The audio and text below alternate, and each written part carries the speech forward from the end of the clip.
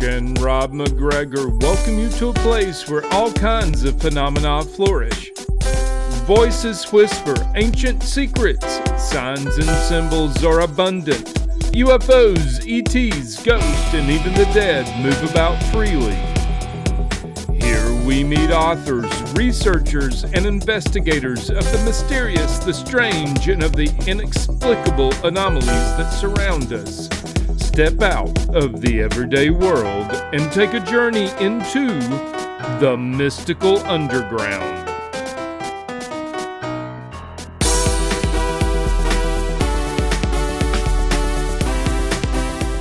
Welcome to the Mystical Underground. Thank you for joining us. This is Trish McGregor and Rob McGregor, and our producer and tech magician, John Posey. You can go to themysticalunderground.com where we make regular blog posts and where you can find out about our books. Among them are Phenomena, Harnessing Your Psychic Abilities, The Secret of Spirit Communication, Sensing the Future, and Aliens in the Backyard. Our newest book is called Mind-Blowing Synchronicities, the latest science, stories, and research. Trisha's latest novel is White Crows, and Rob's is called Tulpas. If you're watching us on YouTube, we would appreciate it if you take a second to click the like, subscribe, and notification buttons so you don't miss an episode. If you prefer to listen to the show, it's available wherever you listen to podcasts, so please subscribe there.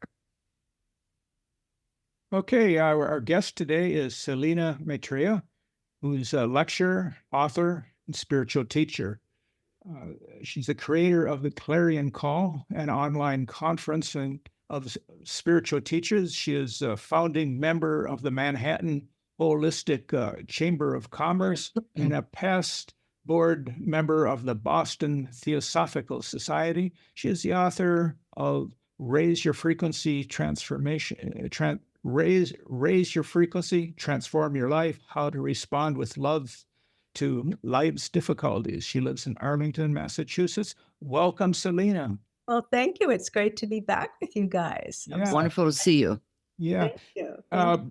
Before we get into talking about the energetic alchemist, alchemy, I was looking at your website and something caught my attention. I'd like, if we could start with this question. I think this is something a lot of people are dealing with. And how do we deal with the chaos of the everyday world and not let it pull us down? I mean, that's something that I think a lot of people are dealing with. What a mighty task, Rob.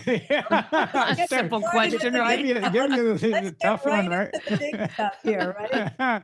So no small start. It is a really important question because we are living in unprecedented times. We're living in a time where so many of us, even those of us who have worked for years to move in the energies of positive vibration and love, are being challenged. People come all the time and they ask me, what can I do? I write checks, I volunteer, I serve, but what can I do in these times? And the first thing I always ask is, where is your consciousness? Do you have steps put in place to watch how you move through the world? Are you placing yourself in receivership, meaning receivership, not of other people necessarily supporting you and helping you, which is always a part of receivership, but where are you in connection to the energy of the divine within you? Are you receiving the divine? Are you in a place consciously where you have a connection with the divine within? Because as we all develop a connection and a relationship with the high frequency within us, we become that high frequency.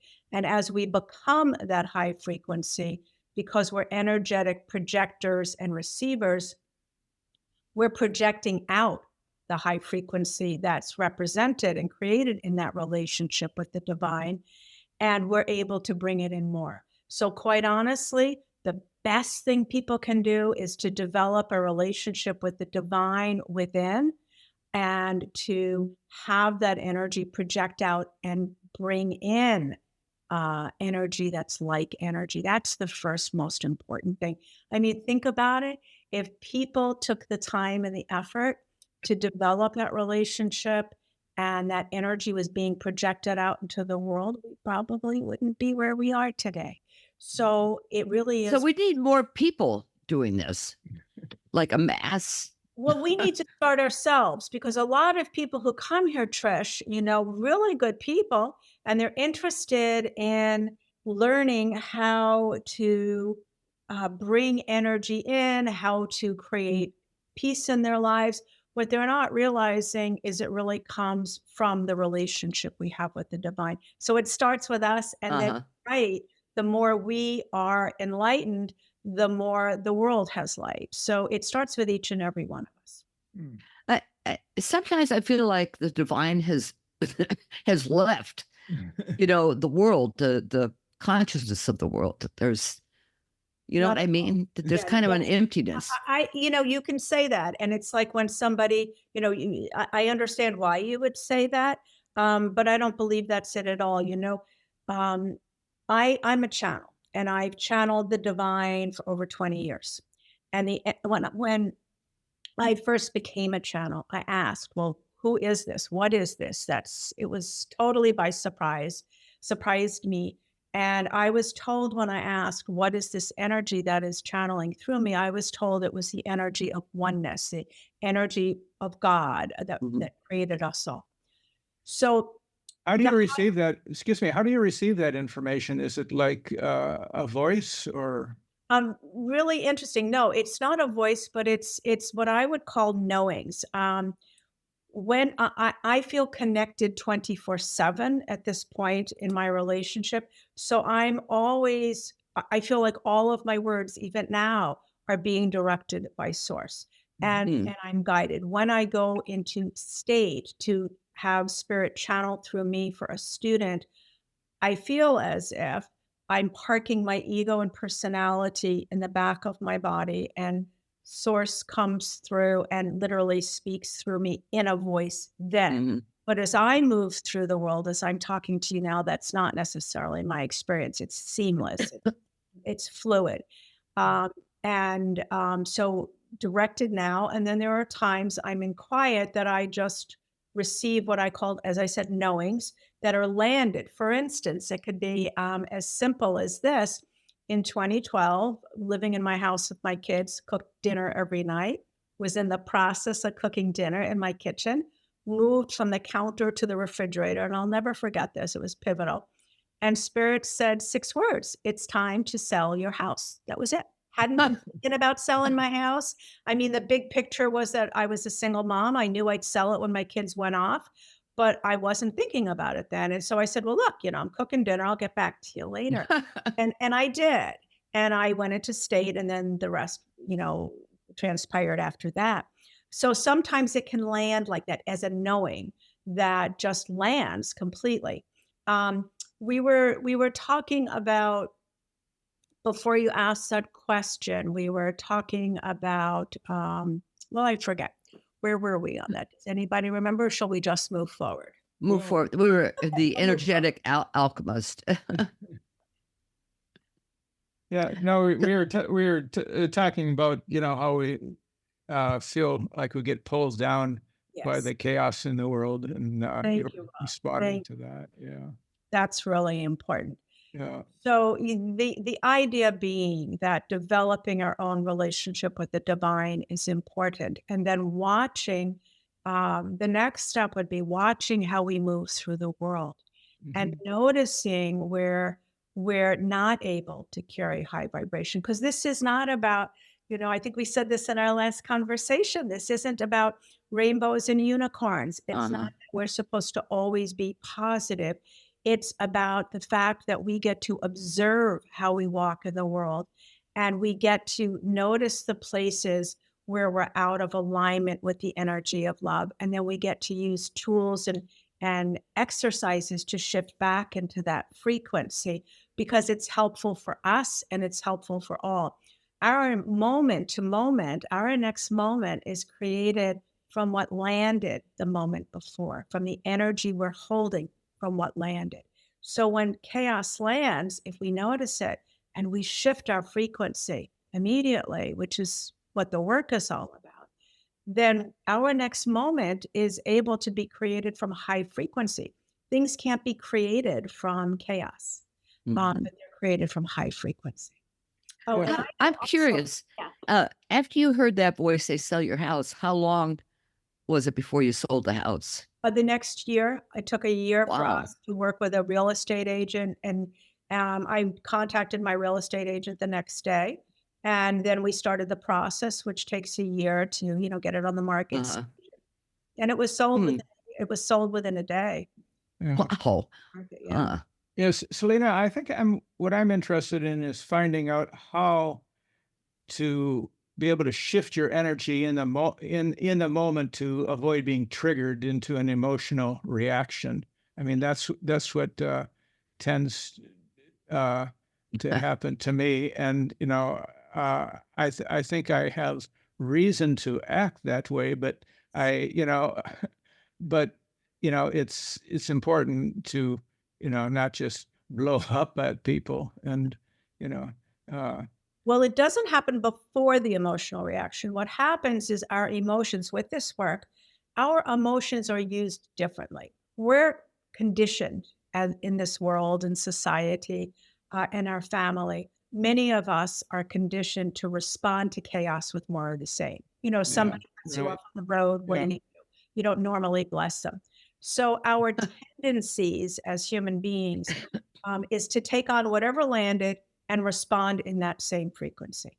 So with this work, to answer your question, when difficulty arises, instead of having that same, responding back from the same frequency, when we see our emotional state, as you said, triggered, that moment becomes an alert, an alarm, if you will, to remind us, oh, I have choice. Big, beautiful word. I have choice. And in that moment of choice, you then can use one of the many practices that I teach, one of which is breath of life, which is the easiest because the breath never leaves and it costs us nothing but our willingness to engage. And the breath of life, very easy to share, is a very simple practice where you just stop. And if you can close your eyes, you do. If you can't, it's no problem. But you just gently close your lips and breathe in and out through your nose, long, slow, and deep with your attention on the breath. And you do it for 5 minutes, and you allow any thoughts to come and go without any attachment because your attention is on the breath. And when you come out of the 5 minutes, I have absolutely never had anybody who hasn't felt their state shifting. In fact, Rob, when I submitted my manuscript to Inner Traditions, and I had a conversation with John, their acquisitions editor, one of the things he said to me was, Selina, I've had your manuscript for a week now, and I've been a Buddhist for 30 years, and I've been here in traditions for just about that long. And he said, and I can't get rid of my monkey mind, but I used your breath of life and it's gone. So that's one of the reasons that my book is published. Well, and it's an effective process. Suppose you're face-to-face with somebody. And you say, excuse me, I got to close my eyes and breathe for 5 minutes. You don't have to close. You just breathe. See, Trish, this is the beauty, darling. You don't need to close your eyes. If you can, it's great. But I have done this so many times. I had to be in a negotiation with my biggest competitor when I was a photography consultant. And I was brain injured. This was after my car event. And he and I had a great relationship. I knew him to be a fierce negotiator. And I had to negotiate a sale of a product. And a lot was counting on this because I wasn't working. And I knew I had to get this done. And I was severely brain injured. And I was sitting there doing breath of life the entire time. And it kept bringing me back to focus. It wasn't emotional as much as it's also a focusing tool. Right. So so you can do it while you're sitting with somebody. In the beginning, it's good to practice it when you don't need something that dramatic, like a negotiation or a big discussion.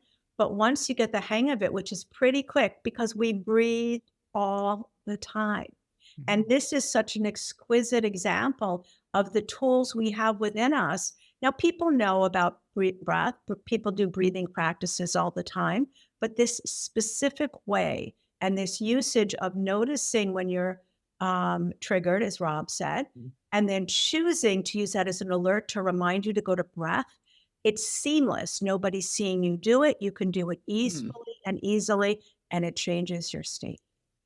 Yeah, I've been using a breathing exercise to lower blood pressure. I visited the doctor recently, and my blood pressure is like 160, and I've never had high blood pressure in my life. So I started using this method where you inhale to the count of 4 through your nose and hold it for the count of 7, and then exhale through your lips to the count of 8, and just feel that yourself sinking down, relaxing.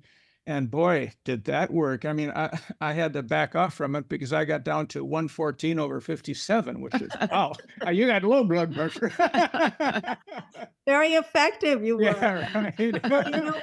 Well, Spirit has said so many times to me and to my students, and I love this. The breath is the physical manifestation of the soul. They have said that when you were born and the breath comes in the body, and you breathe out your first breath, you're considered alive. And what is the last thing that leaves when the body is still on the table? Is the breath.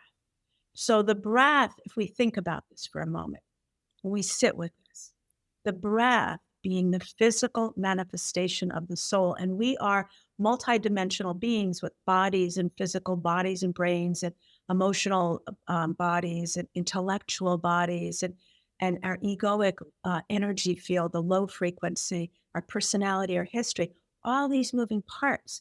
But to be able to call on the physical manifestation of our soul that keeps the body going and is now the tool that can calm the entire system down and lower your blood pressure, Rob. Right. I don't know that it gets any better. Yeah. Right. Tell the doctor that.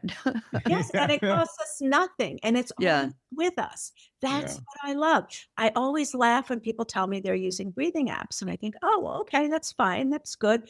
But you just sat there and practiced the breath of life because it's just so easy. You know, sometimes people aren't aware of what keeps us alive as something that has other purposes as well. Interesting. My doctor mentioned that this is a problem with people going into medical offices, that their blood pressure often goes up. But it's called a white coat syndrome. Yeah, but you think, the healing process, going to a healer, you should make you feel better, not more tense. But that's. Well, maybe it's, there's a lot of other things that go into it. It's getting there, all this stuff, getting the parking, getting all of the things that can tense us up. Plus, if you're concerned, plus if you've not had a great experience with the office, there's so much in life. And back to your initial, question and point, there's so much happening in our world. And we are consistently asked, this is so curious to me, we are consistently asked over and over again to do so much more all at once.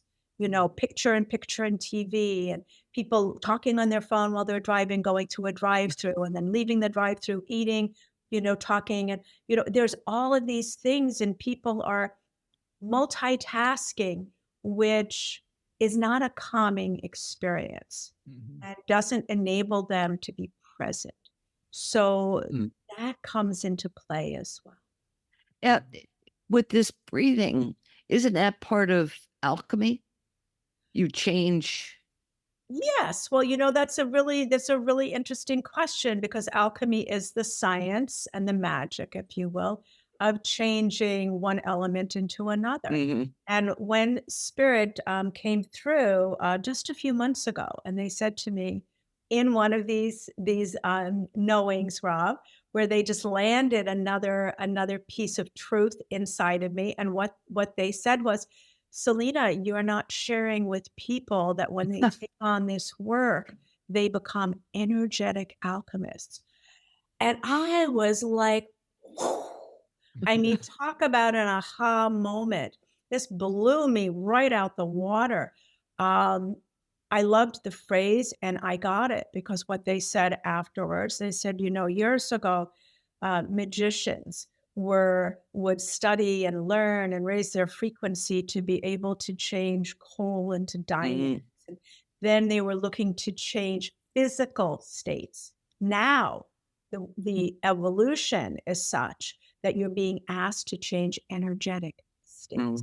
And so you're becoming energetic alchemists when you take on the work. And I have always been so clear, this is work, to be able to learn to shift, to be aware, first of all, of how you walk in the world. That's a piece of work. Witnessing as you be versus just plowing through the world doing without any awareness or very limited awareness, moment to moment of how you be. That's a big piece of work. And then once you're aware of how you are, to take on these many tools in the book that I share and to practice them and to know which one you want to use, and then to consciously choose to notice your emotional moment or notice the low frequency showing up through your thoughts or your actions, and then choosing to shift. 3 steps, the witnessing as you be, choosing to shift your energy and actually doing it. Those are the steps that are required, and they become easy as breath over time. But in the beginning, like yoga, I don't know about you guys, but when I started yoga 30 years ago, it was the most awkward thing in the world for me. I couldn't get my body to move the right way. I didn't know what people were talking about because saying it was so peaceful.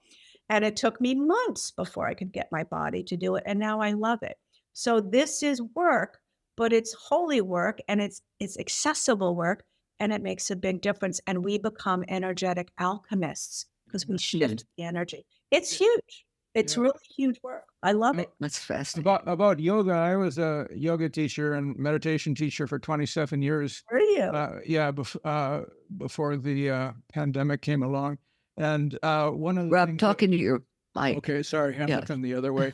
And one of the things I used to say, go to the downward facing dog now and consider this a relaxing position. People say, this is not relaxing, but after you've done it for a while and you're doing, more, advanced moves, it gets to be the point that, going back into the downward facing dog does, actually become that. That's why dogs do it all the time. Right. I think that's a great point. And so you see what I'm saying is that as with anything in the third dimensional world, when we go to use free weights, if we haven't used a free weight in years, it's not hard to do, but when you're done with it, your muscles the next day are killing you. And then over time, they're not bothered at all. So anything we do new in the third dimensional world involves a bit of effort. It involves consistency. And down the line, it always becomes a lot easier. Yeah. Now, have you written about energetic alchemy? I have not, because Well, you got to get started, Selina. Book is all about energetic alchemy. Yeah. And it's so funny because when you write a book and you submit it to a publisher, and this is my 3rd book, my other books were written for my past career, but they were published by some mighty publishers as well. I was fortunate. And when you write a book, you have a title, and then the publisher says, well, not so sure. Let's come up with another one, or we love the title, right? So the title of this book, before it came to Inner Traditions, was Monks Without Monasteries, How Ordinary People Live Extraordinary Lives. Oh, I like that. I did too. But my publisher was absolutely correct. It's not as crisp and as much of an example of what's in the book as this title. But I would love to have written a book, The Energetic Alchemist. So, maybe a future book. Yeah, that's magical. I like that whole term. So, Selina, how do you distinguish your own thoughts from the thought coming to you from higher energy, higher sources? Like Rob. Oh, okay, sorry. Well, here it's a great question. When I have a thought, I'm thinking, I'm sitting, I'm dwelling, I'm in a conversation with somebody, I'm reading a book, I'm sitting down to do an act. I'm choosing what I'm doing and I'm deliberate about it, right? Mhm. When spirit comes in for another person, for instance, I'm in state. So their message is really clear because I've put myself back into my body and they come through. When I'm just on my own, it's, as I said, it's so seamless because I'm connected 24/7. So when I'm in the process of doing something and they come in with new information, like here I am moving from my counter to the refrigerator, not thinking about selling my house, and they come in with a message, it's time to sell your house. And I have the connection so complete with source, it lands as a truth, as a knowing. So whenever something lands in my body and I haven't been applying myself to that, then I know I'm divinely guided. Now, we have lots of moments through the day that people now think are thoughts, but it's divine guidance. But people don't have the awareness of divine guidance or they don't believe it. And so they just think, oh, that's a thought. But I would tell you that a lot of what people think are thoughts are guidance. And when you do this work and you start to learn how to watch yourself and as you be, how to witness as you be, and you consciously work to change your energy, you're building your relationship with the divine within. And as you build that relationship, it becomes very clear what is a knowing that's landed by the divine, what those thoughts are. And then you start to go, oh my gosh, look at all these years that I've just lumped everything together in thought because we're not told that we are divine beings. In fact, many religions tell us we're not God. God is outside of us. But the God that I know is inside of me and all around me. The energy doesn't have boundaries, right? And so energy is. And when we welcome that energy, we welcome a relationship with the energy that's already there, and we consciously cultivate it, it becomes very clear what is a knowing. And How does somebody know they're ready for this type of work? Good question. You guys always have such good questions. Well, I'm trying to get ready. What was that? I'm trying to get ready. So tell me. I don't know that people always do know that they're ready. Some people come here very clearly. I've been watching you. I've read your book. I've been reading your articles. I'm on your YouTube channel. I've come onto your community meditations because I do free. This year, we're doing 24 free community meditations of different kinds through the year. So people on YouTube? No, they're actually by invitation. So when people join on my website, they're given notices. I send out newsletters once a month, and there's a specific teaching in the newsletter, and then there's notices about the monthly community meditations. So people just go to practicalspiritualitywithselina.com and sign into the newsletter, and then there's notices. Okay. So people say, I've been watching and I just really need to talk. I'm really ready to take on this work. And they come and they have 2 meetings with me. And if they want to move on, then they do. But there are a lot of people who come because they've been referred by somebody and they're going through a difficult time. Or somebody has had a loss and they were referred to me if they haven't known me before. And they come because of that one situation. And when they come, they're so intrigued and amazed at what they experience that they want more. And then if they stay at some point, it's a beautiful thing to see when spirit catches them, when they realize, oh my God, there's this whole part of me that is there that I haven't even developed yet. I can't wait. So that would be my answer. Well, suppose somebody loses a child, which how do you counsel somebody who's lost a child, for instance? I have, and it is a holy experience. It depends on the counseling itself, has everything to do with the situation. I will go into state, and spirit will speak through me to the student. There's a beautiful practice they have given me if the student wants, and I've taken a few students through this practice. I had a wonderful, wonderful woman I worked with when I lived in Woodstock whose son died from an overdose. And it had been very recent, and she was very, obviously, and still to this day, many years later, misses him dearly. But they gave me a beautiful practice that I have taken her through and others, which is called experiencing loss through joy. And that practice, because you see, when part of our conditioning is to experience loss through lack, which in the third dimensional world makes total sense. This person is no longer there. We don't have their physical body to interact with. There's this huge sense of loss. But there's an opportunity for us to experience who they were and all of their amazing traits and experiences we had with them.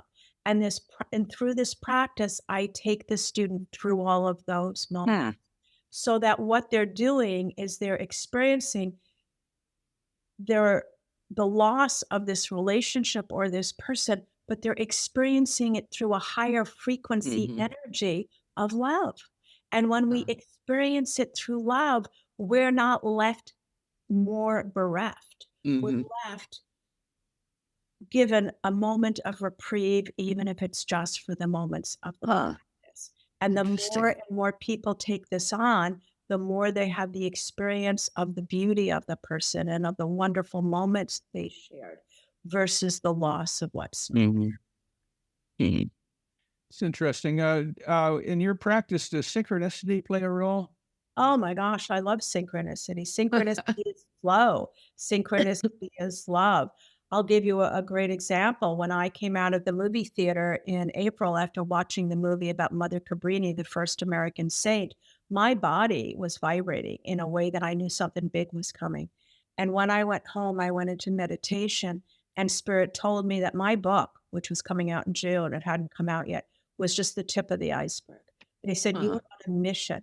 And the mission you are on is to take this work of teaching people what I'll say now, how to be energetic alchemists, how to transform low frequency in their life and respond to any difficulty from love. Your job is to get this all over the country and all over the world.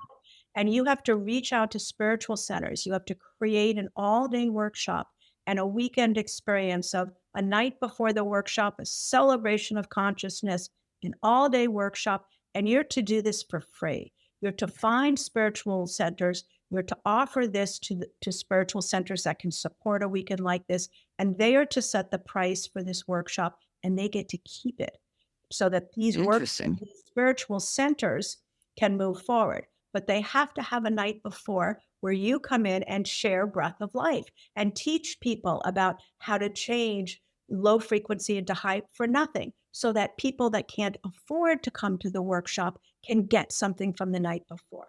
So this was created in synergy so that people who can't afford can come the night before. People who can afford and want to dig deeper get to come to the event. People can buy books the night before. And then what happens is you, Selina Maitreya, follow up with all the students the week after to provide them even more service, because nobody wants to go to a workshop and go, oh my God, that was so great, but what do I do now? Yeah. Follow up a week later and help them to find their next step. And then you can introduce yourself as a teacher and see if they want to work with you. So my piece of synchronicity comes at the very end. So there you go. I love that. Interesting. I think it's just fabulous. You can have synergy, synchronicity, all comes together. I mentioned you to a woman in Casadega. I think we talked about this before, and I've got to get in touch with her this week. So I'm going to remind her. I appreciate Listen, that. Thank you. Yep. They'd love you there. Thank you so much. I would love that. I'm heading out to San Diego to the Universal Spirit Center in March, the first week of March. We've been working on this for a year to do a week there. We've already done this at the Hope Interfaith Center in Mankato, Minnesota last June. I'm also going back to Minneapolis for another center in May. So we're moving forward on Wow, that's great. that. I take the word of, when Spirit asks me to do something, I always say yes. And then we figure out how to do it. Huh. That is pretty cool. I came across an interesting definition for synchronicity, a little different take, but I really like it. It says, synchronicity is the organizing principle of life, the path of least resistance. Say that again, please. Synchronicity is the organizing principle of life, the path of least resistance. Nice. And wouldn't that be true? Because in order to be in synchronicity, you have to invoke the highest within you. I mean, it's a high frequency act.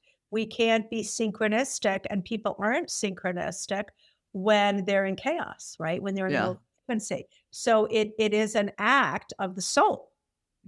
It's an act of the soul. I love that. Who said that, Rob? Bashar. Okay. I've never gone to one of his sessions. I've had people send me clips of him, and then somebody recently sent me a whole hour, 15-minute documentary about him. So I didn't really know anything about his past and who he was. I just knew he was this guy who was supposedly in contact with some being from 400 years in the future, something like that.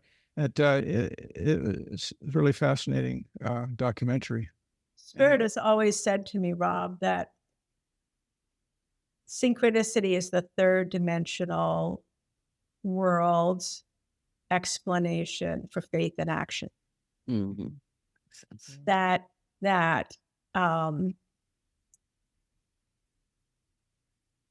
what we call synchronicity, what third dimensional beings call synchronicity, is indeed the actual connection to the divine within activated.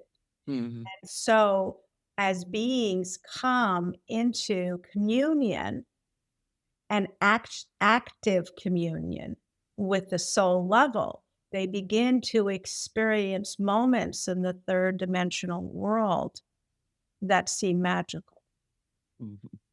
And indeed, what's happening is the activation of the soul, so that what seems magical, just like what you were saying about yoga before with the downward dog, where once before it was difficult and then it became easy, as you begin to activate and create this relationship with the soul, these moments appear and seem, oh my God, it's so magical. I'm thinking of my friend, and then she called, become moment to moment and daily events.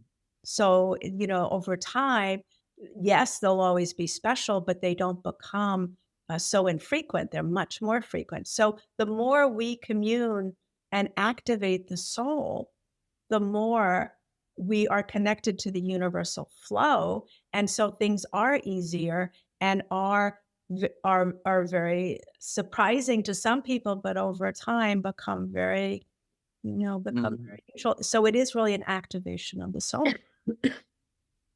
Yeah, and synchronicity, it's like if you're focusing on something, the coincidences seem to pop up, and it doesn't matter what the subject is. Should I tell this one, Trish?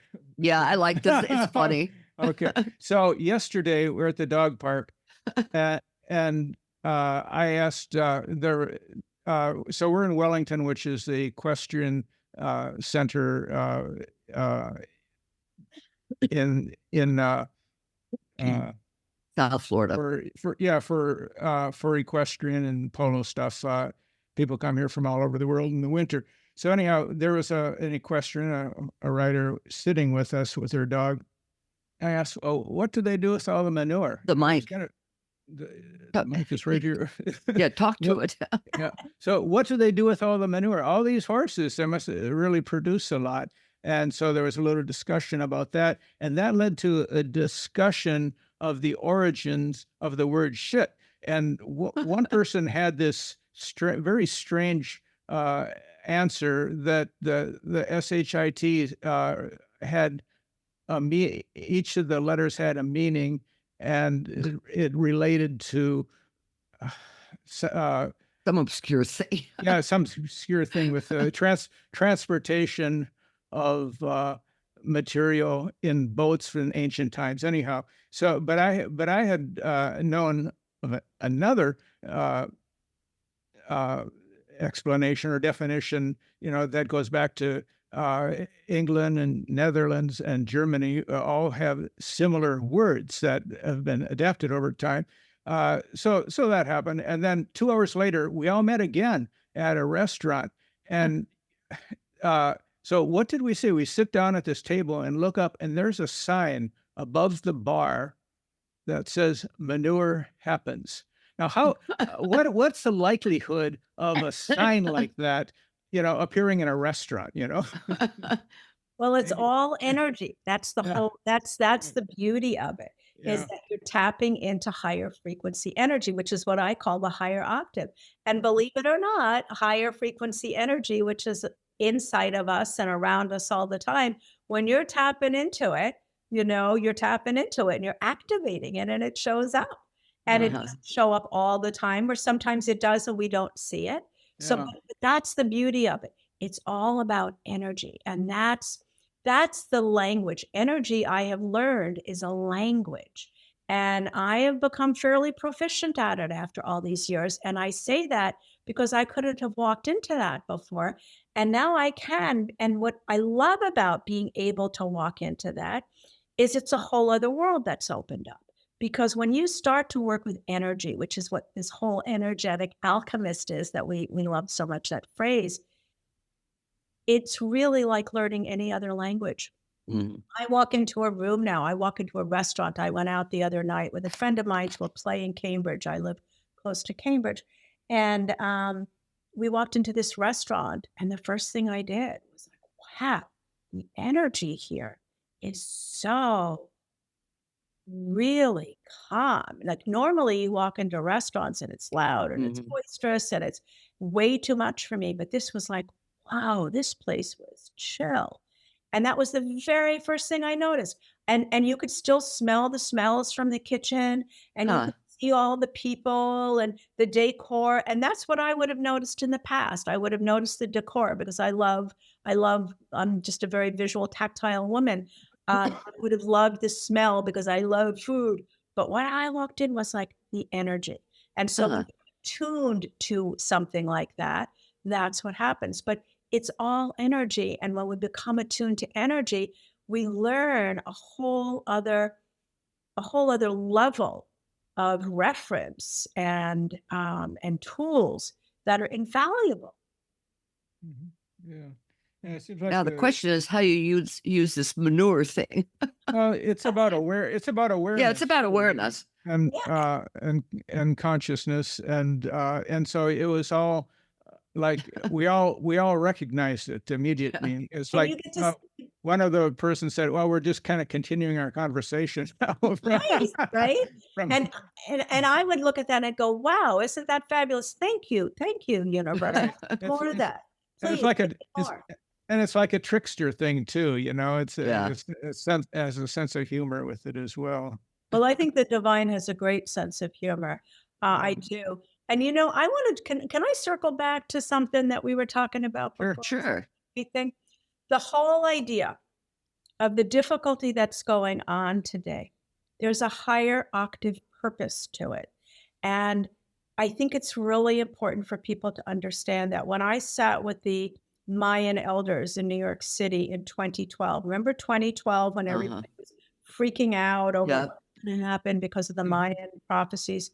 Right. So I just happened to have this opportunity. There were only 12 of us in the room, which I was shocked at. But these lovely elder teachers from the Mayan elders were there to talk about it. And they said to us that we had it all wrong. They said there's nothing going to happen that's going to be disastrous. And obviously they were correct because we're all still here. They said the importance of 2012 was that there were going to be more people of consciousness on our planet than ever before, because the nature of what was happening was that we were coming to a tipping point, and there were going to be a lot more people of consciousness on the planet. And if we look at the trajectory of consciousness on this planet, I'm about to be 70 in March. And when I was a little girl, my dad's best friend was a man named Eddie O'Neill. And whenever we went to see Eddie once a year, you always whispered, he's a chiropractor. 50 years ago, 60 years ago now, 60 years ago, a chiropractor was like a witch doctor. Right. Have yoga studios on every corner. People weren't meditating. They weren't using the words energy and frequency in advertising like they are now. There was not a consciousness the way there is now. And even from 2012 to now, it's very, very different in terms of the consciousness that's on this planet. So I said to them at that meeting, to the Mayan elders, well, that is great news. Does that mean life is going to get easier? And they laughed. And they said, just the opposite. They said, what you have to remember is the yin yang side. They said, you can't draw a yin without already creating a yang. So that as we create more light, there is more dark. Dark needs light, light needs dark. So there will always be those energies. And the more energy of light, the more energy of dark. So what we are seeing today with all of the extreme right, the tipping toward the fascism, what's happening in this country, which is just cray-cray, we are seeing that as a response to all the light that's coming. Now we have choice. As with everything in our world, we have choice as to where we put our attention. And this is one of the things that people of the light can do in these days. Outside of becoming more conscious themselves, we can choose to understand that all of the craziness that's going on there is going on, but there's all the light as well. And we can choose where we put our attention, because what we put our attention on grows, everybody's attention. So when we put our attention on serving, when we put our attention on holding a door for somebody, when we put our attention on meditating, on getting conscious, of creating goodness in this world, this matters more than ever. It is not inconsequential. It is highly consequential. And so at this time, as light beings, as people who care about other people, whether you define yourself as a light bearer or not, if you're a person who believes in goodness, then you start looking at where you're creating light. And it doesn't need to be in big ways. You don't have to write books and hold lectures. You can do small things every day in the world. And that way we get to create more light, because that's the only way we get to equal out the balance. I remember years ago, my dad said, it was when the internet was still young, and he lived with us for a while. And he said, why don't people have blogs or, websites about all the good stuff that's going on? I said, probably because they're afraid nobody will read it. I don't know. But I mean, I think that's the kind of thing you're addressing. Yes. And it could be something that takes up that much time and effort. But it can also be small things. Right. But I think you're right. I mean, newspapers are now, the Boston Globe, the New York Times, on their newsletters, they have the good news that you can sign up for now. So I think things are getting so tough and tight that people are looking for exactly what your dad was mentioning back then. But it's really the acts we take. And it's not only the goodness we create, but it's making sure we do no harm and trying to not add to the universal pool of oneness, because oneness, the energy that channels through me, is an energy. It's a field of energy, and it is everywhere. And everything we do, because oneness is within us and we are energy in form. We're just a form here now, but what's inside the form is the energy. Every act we take goes into the field. So as we don't create more harm, not only are we not adding to the negativity of the field, we're adding to the positivity. So it's very important that small things in our life are considered. Even a smile to somebody you meet on a path, having kind words to somebody. And we're not able to do that 100% of the time because we're in human form, and that's understandable. But we're able to make the effort 100% of the time, should we choose. Just You real may- quick, Yeah, sure. real Go quick, ahead, John. just Yeah. somebody voice of John. My favorite one to do is if you go to whatever grocery store you go to or whatever, watch and see if somebody's done loading their groceries and grab the buggy for them and take it back. Oh, see, that's so nice, John. That's my favorite one. Yep. I love that. I've never heard that, and I've never seen that. That's great. That's lovely. Yeah, that's a good one. Absolutely lovely. Okay, John, you got to get down here. Publix needs your help. Yeah, and just something to think about. So, That's So, interesting. Selina, you mentioned that the Mayans said that even though things are more uplifted, we're more at a higher level now than in the past. Things are not necessarily going to be easier, and that reminded me of a quote I used to use in my meditation classes. Before I was enlightened, I chopped wood and carried water. Now that I'm enlightened, I chop wood and carry water. Yep. Love that. Absolutely love that. Yeah. Yeah. Absolutely love that. That's not that was not reference to me, but to a monk who said that. Mhm. The only water I've seen you carry water is from the pool. Does he chop wood? Yeah, actually he does, but when it gets cold enough here. So Yeah, I miss my wood stove. I do. I used to have a wood stove and a fireplace, and the wood stove. I just love the smell of wood. yeah, I do too. Gorgeous. Selina, are there steps that one goes through in the process of learning how to become an energetic alchemist? There are. I think, as we were sharing earlier, and I'll put it into this context, the first thing, in an energetic alchemist is a person who has taken on the work of choosing to be in high vibration, to develop a relationship with the divine within, which is how we build the high vibration and bring it into our world. And the very first step is to learn how to be aware of how you move through the world. Where are the places you're most vulnerable to not being able to be in high frequency? Which means, who are the people in your life? What are the relationships that you find more challenging? What are the situations you might find yourself in? Is it driving on the roads? Is it waiting in a doctor's office? For me, it was always waiting online to speak to people about some issue.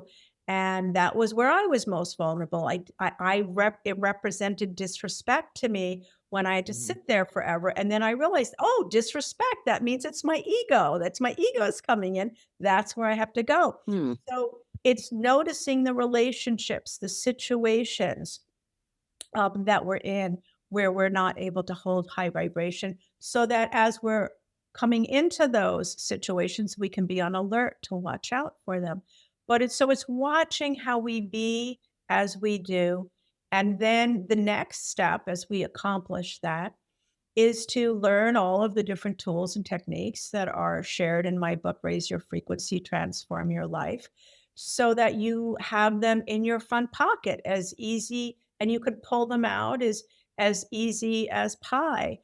Because they're very easy to use, very easy to learn. And then the third step is to be able to make the choice to use them. Because what happens is the ego is so powerful. We're conditioned to believe we are our thinking mind or our pain of the ego or our emotional body. And in this work, what happens is over time, the high frequency is accessed, our intuitive body, our soul level is accessed so often in response when we see that we are indeed in low frequency. We've had our awareness, our emotional body starts going crazy. That's we spoke earlier. That's our alert to allow us to alert us rather that we need to shift our frequency. If our thoughts are overactive and we want to slow down, we need to shift our frequency. So where we go with this work, from feeling like we are our pain, we are our thoughts, we are our emotion, and having no understanding that we have an intuitive body. Over time, we go to being a person, a life stream, if you will, that has an emotional body that alerts us that we're out of the energy of love. And we go, oh, okay, it's time to shift. We have fear comes in, the ego comes in. We see that, oh my God, I feel disrespected. And it's like, oh, alert, there's the ego, time to shift. So the ego becomes flight or fight. It reduces and it doesn't come in anymore unless I'm about to put my hand on the stove or I'm about to take my foot off a curb in New York City and I haven't looked left or right. And then the thinking mind just comes in to work out the details of what the divine directs us to do. So this process of being an energetic alchemist completely shifts the way all the processes work so that we're divinely guided. We hear the guidance, we experience it, we listen to it, then we engage the brain when it needs to work out details. The emotional body tells us when we're out of alignment with the intuitive, and we become peaceful. So it's a complete shift of the way we walk through the world.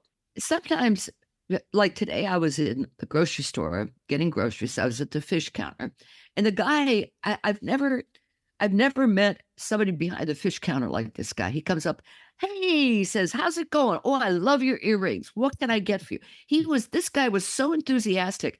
I thought, wow, what did he do? What did he eat this morning? But that's just how he interacts with people, and I think that's what you're talking about. Somebody who, I mean, he was very personable and kind and, Mm-hmm. I think that kind of energy is really nice. And sometimes a high frequency person can show up as somebody who's very quiet and kind and does small moments that people don't even notice unless it's directed at them, right? So our expression can be very positive, as you said, and very outgoing. But it can look different with different people. I have a friend, my friend Jenny, who's one of my oldest friends, and I lived across the street from Jenny. We raised our kids together for 20 years. I had a very long walkway to my house, very, very long. And I'd go off on a trip because I was lecturing all over the country 150 times in 10 years, right? And every time I came home, like in the winter, Jenny would go out there before I came home and my mail was on the table, my newspapers were on the table, and she would carve, like we used to get 3 to 4 feet of snow. She would carve a tiny little walkway from the driveway to the door so I could get in the house. That's really nice. Right? That to me is that quiet. And Jenny is a very quiet person, but she does these lovely little things for people to make life easy. So there's all kinds of ways to be a positive person, from the gentleman we're talking about to my friend Jenny. But the idea is that we inhabit that energy and we have a commitment to it over time. So when we're going through these steps for becoming an energetic alchemist, could this include initiating Kundalini energy in our bodies as a part of that process? Is there a relationship between this energetic alchemy and Kundalini energy? Well, that's a really interesting question, and I don't know the answer. You tell me. Now, you're the yogi here. I'm not the yogi. What do you think? What does that look like to you? Well, that energy has to be controlled when it comes up from the base of the spine, and some people can't handle it, and they have it. They kind of go off on tangents, and so it's a matter of being aware of it and controlling it, but it allows you to develop abilities that you didn't have before. What kind of tangents? Mental illness. Oh, okay. Well, I wasn't sure which what you're referring to. I mean, for temporary, that can happen through Kundalini energy that comes very fast for people who are not prepared for what it is. Well, this energy of the divine that we've been talking about here. Yeah. It's so interesting. It's within all of us. It's God energy. And when we experience it, because people experience this energy all the time, We're talking about a very specific way of becoming aware of it, of choosing to access it, of choosing to actualize it and activate it in our lives. And I haven't heard of any experiences where people needed to be trained in how to respond from love. But what we do here, the training, is when we want to change our third dimensional way of responding to difficulty with that frequency. Oh yeah. So interesting question. And I don't have an answer for you. And I'm always fine about saying I don't have an answer for you, but it's a very intriguing question. Yeah. So is this whole method, another thing, off on a tangent here, is similar to mindfulness, meditation, visualization? Is that all aspects of this process, or can it be? Well, I would say that visualization is a practice that we use, but Source says when you're doing visualization, you're simply accessing the high frequency within you. When we meditate, what do we do in meditation? We seek to connect to the divine within us. That's where we go. And right, that's what meditation is, connecting to the divine within us and letting go of the thoughts. So what we do with this work of raising your frequency and transforming your life and becoming an energetic alchemist in the process, and I said that for our Trish who loves the name, there again, what we're doing is we're taking that same energy that we visualize through, the same energy that we go to when we meditate, we're bringing it into our daily life. That's what's so powerful and different about this work. It's what you do when you come off the mat. It's what you do when you come off the pillow. It's wonderful to meditate. It's wonderful to do yoga. I love those practices.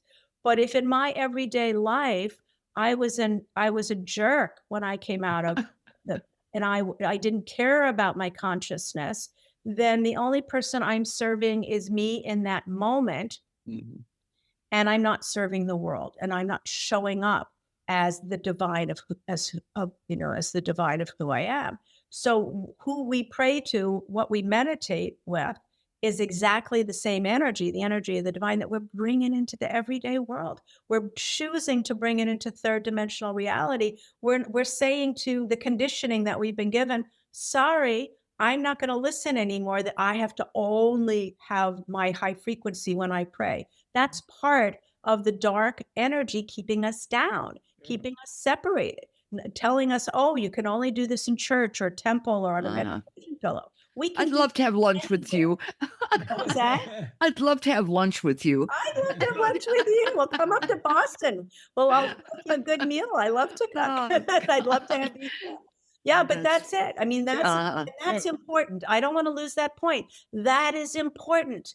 Why wouldn't we want to bring that energy and have access to it 24/7? It's bringing that awareness, that mindfulness out into the everyday world, into the every moment of your life, I guess. Rob, I'm going to tell you, I have a very hard time with the phrase mindfulness, and I think I'm the only person. I do too. Because the work that we do is anything but engaging the mind. It's leaving the mind behind. It's mindlessness.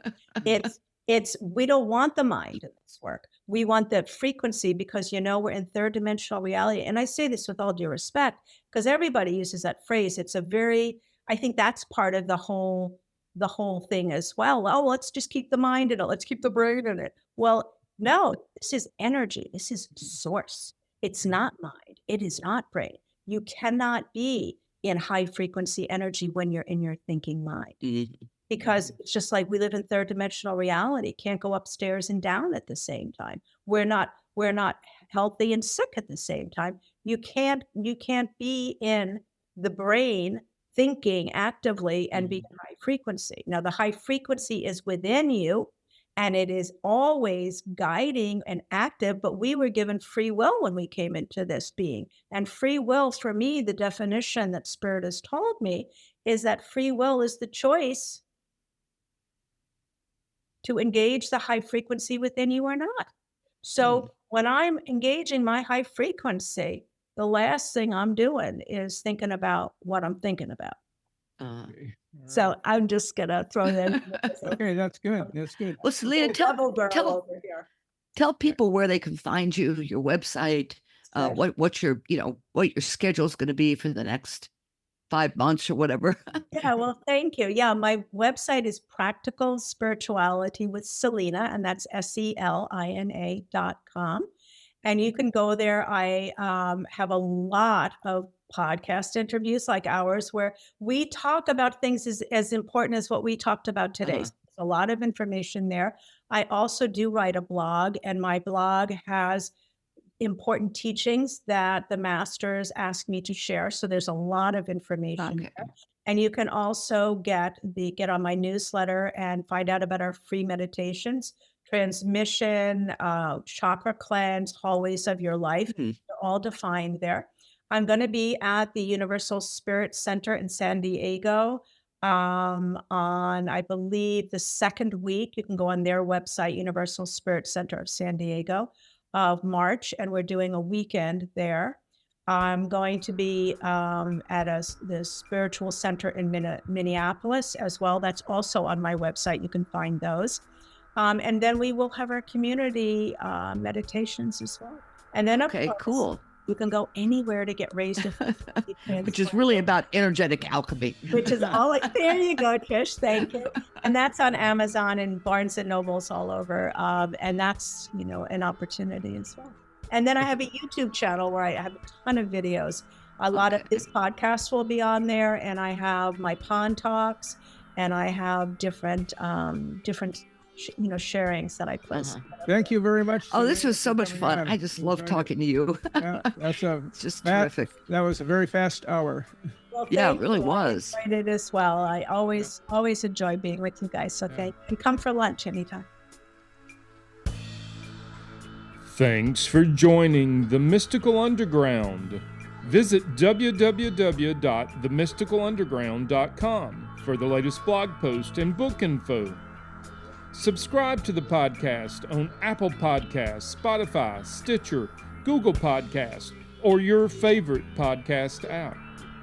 Listen to the podcast at podcast.themysticalunderground.com. Follow Trish and Rob on Instagram at Trish and Rob McGregor. Follow us on Twitter at The Mystic Cast. Send email to podcast@themysticalunderground.com. And until next week, thank you for listening and stay mystical.